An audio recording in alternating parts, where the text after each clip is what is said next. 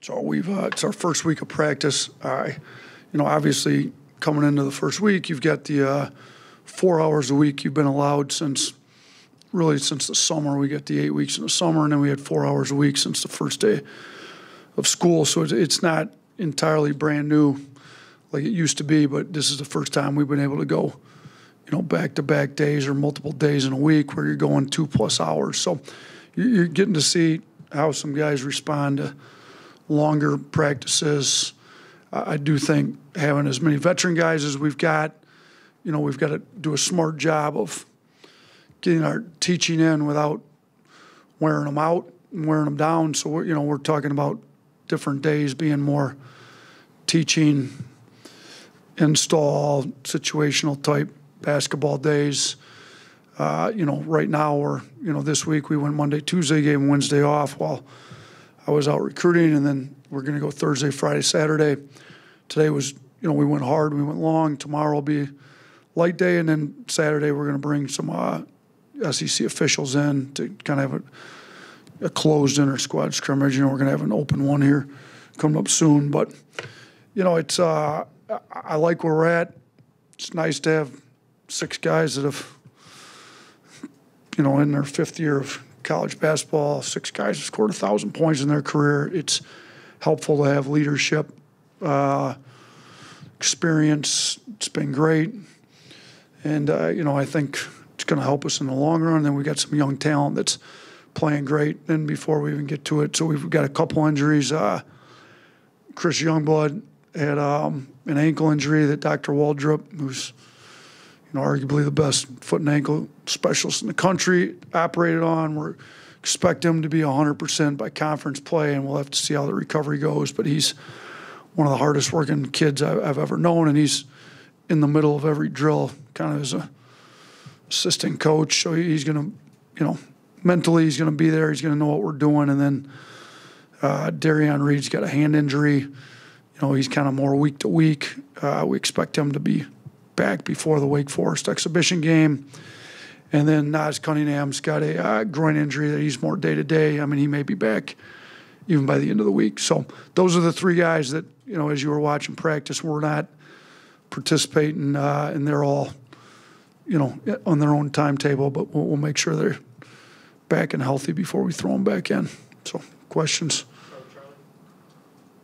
Yeah, Coach, with the big football game this weekend, what did those do for you guys from a recruiting standpoint, from the basketball side of things? Yeah, I mean, it obviously helps. I mean, most of the basketball players across the country are sports fans in general. They'd love to see best football game, arguably, in the country for the season. I mean, it's not just the best football game in the country for this week. It might be the best football game throughout the entire season. We've got it at our place in Tuscaloosa. It's going to be a great weekend. So, we've obviously got some high-level recruits coming in that I can't speak about, but it certainly helps to have the best football program in the country, here at the same university you're at, and guys want to come see the football games. So we did have the issue, I thought, when we got here, and I addressed it with our staff then, and I've had to address it with new staff coming in that, some guys just want to come watch a football game.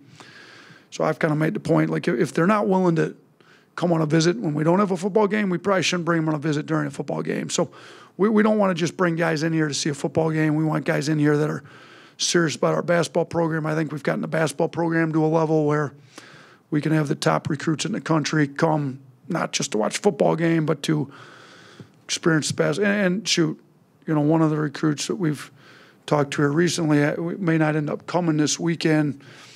He's really wants to make sure he sees enough basketball, and with the schedule, we didn't know if he'd be able to see enough practices and basketball. So it's good that our basketball's to the point that that's still the number one thing, but it sure is great to have the best football program in the country and Bryant-Denny Stadium full on a weekend like we're about to have this weekend here. Hey, Coach, having Cliff at the 5 and being able to play him there, what does that kind of do for how you can use Grant Nelson and maybe slide him up to the 4 in ways that you weren't able to use him as much last year? Yeah, I mean, Grant's obviously at 6'11", got great positional size at the 4. Cliff and Aiden Sherrill both, to be honest with you. I think it enables Grant to, we did play Grant quite a bit at the 5. I mean, we had Nick Pringle, who was our starting 5 for large parts of the year. So Grant's a lot more comfortable at the 4 than the 5. But having Aiden and Cliff both are going to enable Grant to play more at the 4, and we've got to do a good job utilizing his strengths at the 4. You know, Aiden Sherrill can really shoot it and stretch it.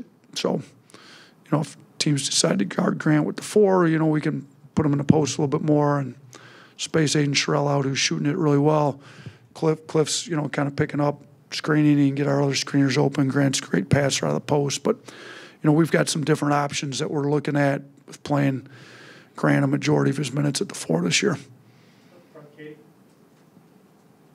Obviously, just the nature of basketball now is a lot of turnover, but Mo Diabate is a guy that came back for his sophomore year. We saw him make a 3 just in our limited viewing period today. Just kind of what kind of growth have you seen from him, and why was it important to have him stick around in this program? Yeah, I mean, you know, we had discussions with him, and he really wanted to come back, and we want to have guys that want to be in the program. We want them here. You know, if we didn't have him, we don't win the Grand Canyon game, we don't make a Final Four run, and we don't even make it to the second weekend of the tournament. So for him to have his freshman year that he had, you know, and he was the NEPSAC player of the year. It's best prep school league in the country. So he had really good high school player. Took a little bit longer to kind of figure out our system. You know, like you mentioned, he hit the 3, which he didn't do a great job shooting it last year, but he still did a lot of things really well, including make tough plays, which, I mean, that's his strength. So he comes into that Grand Canyon game, immediately flips the momentum, gets some more boards, makes some tough plays. He's going to make tough plays. He's all over the glass. He's getting a lot better at kind of being a connector on offense, getting some of our great shooters open, and he's been in the gym working on a shot. So, you know, we had that game there at the end that you guys were able to watch. He knocked the 3 down and made some good plays, made a tough finish at the rim. So, you know, it's great to get the guys that are about the right culture back in your program, and then he's just got to keep working to get his skill level up where we need it to get to.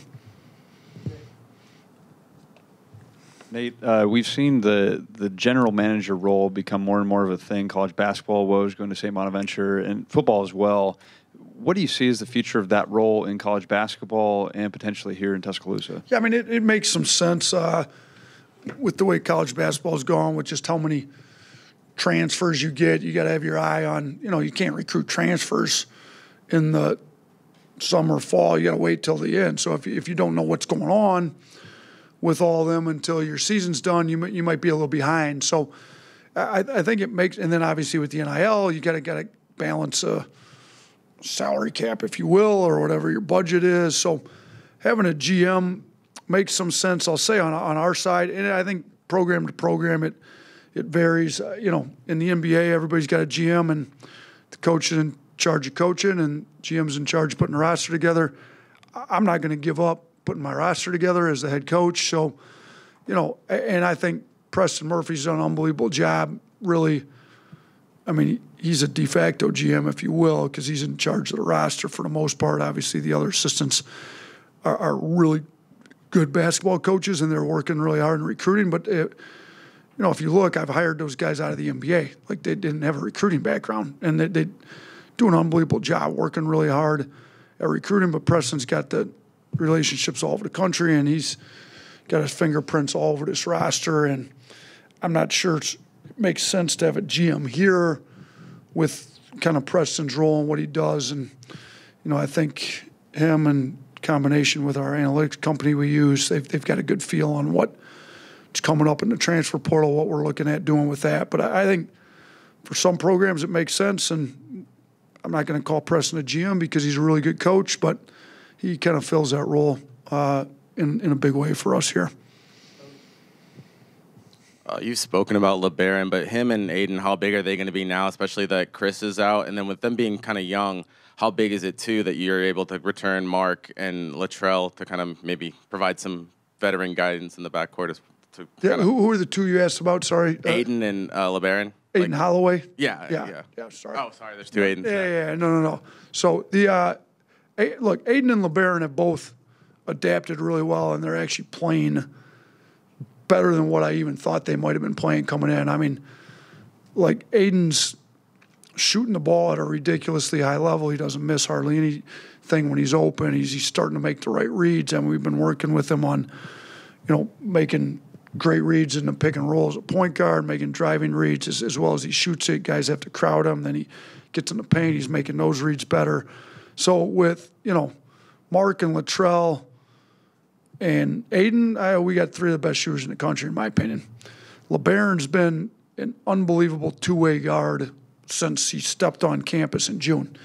And his defensive instincts, his toughness, his character, to be honest with you, it's been way better than what I thought it was going to be. And we all know he can score it. I mean, he went to high school here up until his senior year, and he was one of the best scorers in the country. So scoring we knew about. That's even been a little better than we thought because he shoots it a little better than what I thought. He's not just a scorer. He can really shoot it. But I think I've been most surprised by just his competitive fire, his defensive instincts, and his toughness. And, I mean, those guys are they're gonna play minutes. We're going to be able to keep, Sears and Reitzel probably a little more fresh to close games, I would guess, and shoot Aiden and LeBaron maybe closing games too with how well they're playing. We're going to have to make some hard decisions on minutes. The good thing is we can play 4 guards. We've done that plenty of times here before. We can go a little bigger. Everybody's got to be great in their minutes, and they all knew coming here or deciding to stay here with, 5 of them, that they're going to have to sacrifice to have a chance to win at the highest level. But the good thing is we've had 2 guys drafted in the first round that didn't even average double figures. So you don't have to.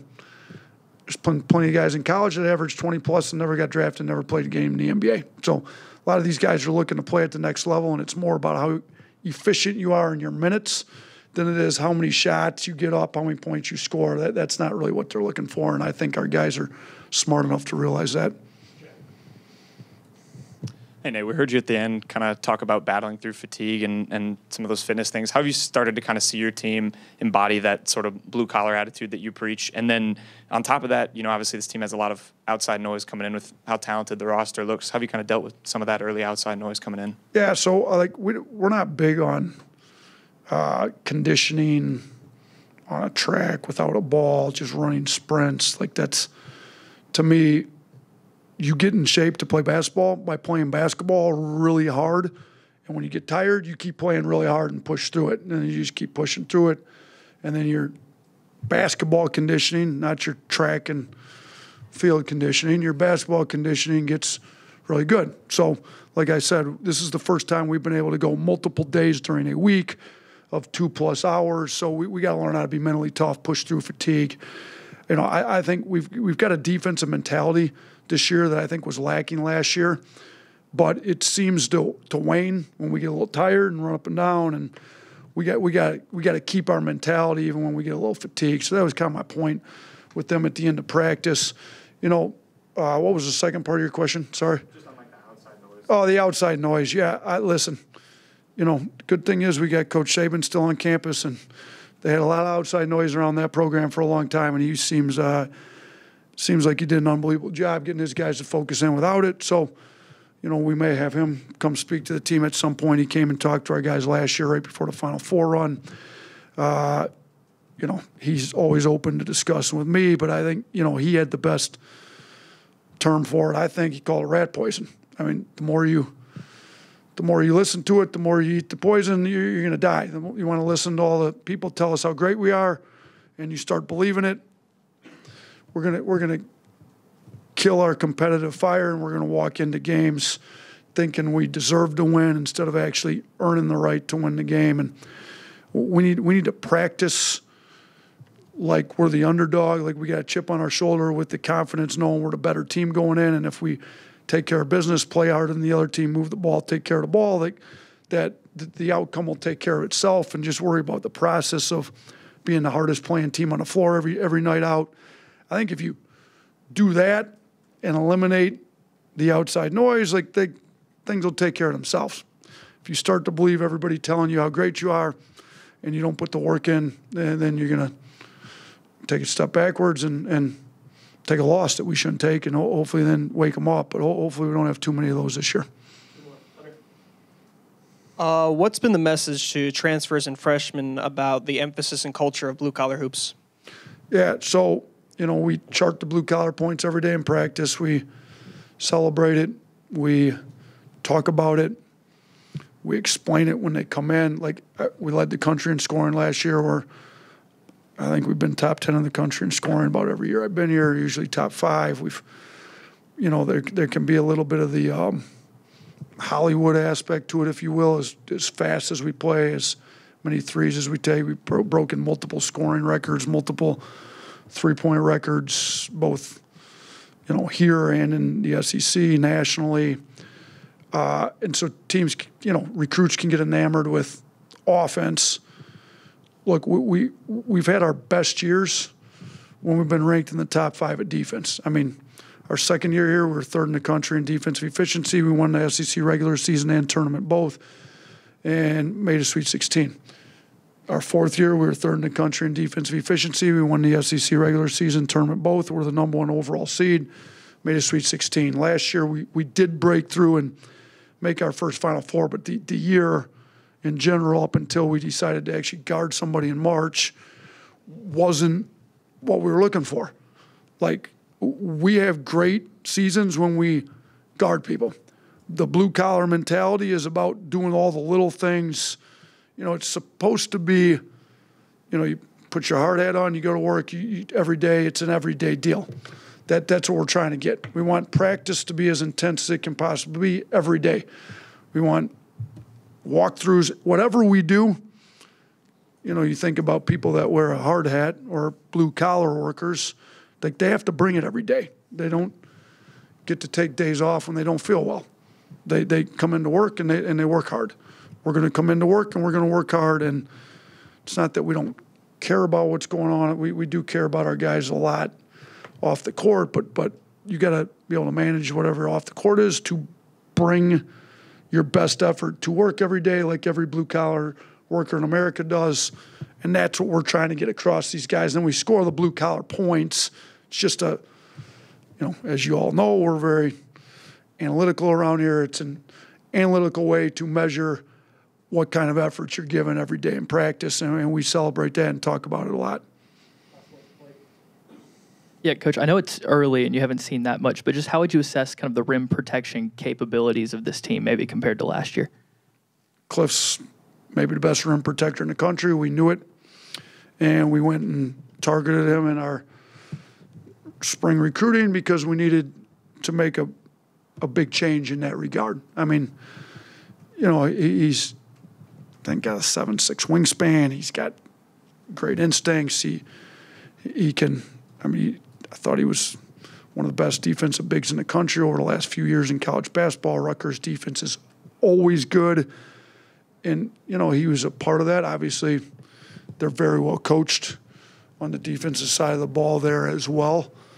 They emphasize it, but he's got some natural instincts and some natural ability to protect the rim. And then Aiden Sherrill, 7 foot tall, great size, super coachable, wants to be great. You got both those guys that are going to play the bulk of your minutes at the 5. I think you've got some real rim protection. Then if you're, like we addressed earlier, when you got Grant Nelson, Jaron Stevenson at 6'10", 6'11" at the 4, now even if your 5 somehow gets pulled away from the rim and your X4 is coming over to protect the rim, we got some real potential to protect the rim this year and not give up easy points at the rim like we did last year. And honestly, it still starts with the guards keeping the ball out of the lane. If the ball's coming down in the lane all day long like it does, and we talked a lot last year. Maybe we didn't have great rim protection all the time, but we also didn't keep the ball out of the lane very well either. So, in fairness to some of our guys that were supposed to be rim protectors last year, when the ball is constantly being driven down the lane, it's going to be hard to protect the rim. Our guards are doing a much better job this year, sitting down in a stance, keeping the ball out of the lane. And here's the good thing with this year's team. If they don't, there's going to be somebody sitting right here next to me that wants to play, that's going to go in the game immediately and do a better job keeping out of the lane. And then the few times we do get beat, we do have Cliff, Aiden, Grant, Jaron, some long athletic guys at the rim to protect the rim this year. Thanks, guys. All right, appreciate you guys.